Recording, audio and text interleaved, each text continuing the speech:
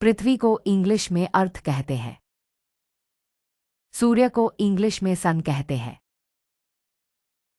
चंद्रमा को इंग्लिश में मून कहते हैं। तारा को इंग्लिश में स्टार कहते हैं। हवा को इंग्लिश में एयर कहते हैं।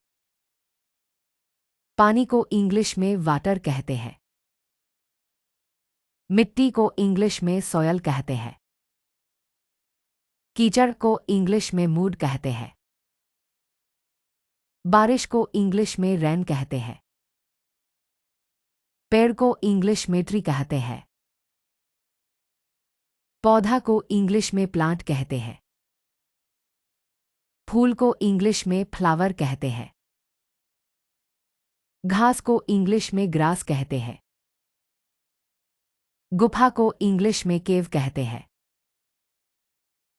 बादल को इंग्लिश में क्लाउड कहते हैं। हवा को इंग्लिश में विंड कहते हैं। प्रकृति को इंग्लिश में नेचर कहते हैं। मौसम को इंग्लिश में वेदर कहते हैं। ऋतु को इंग्लिश में सीजन कहते हैं।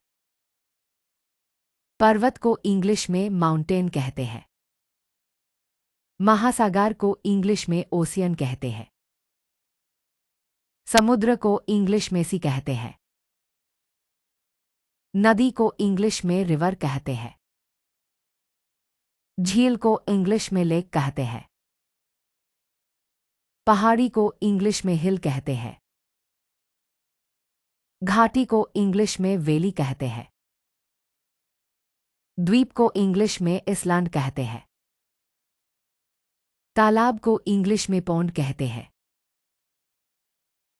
झरना को इंग्लिश में वाटरफॉल कहते हैं। जंगल को इंग्लिश में फॉरेस्ट कहते हैं। बाढ़ को इंग्लिश में फ्लूड कहते हैं। सूखा को इंग्लिश में ड्राफ्ट कहते हैं। पत्ता को इंग्लिश में लीफ कहते हैं।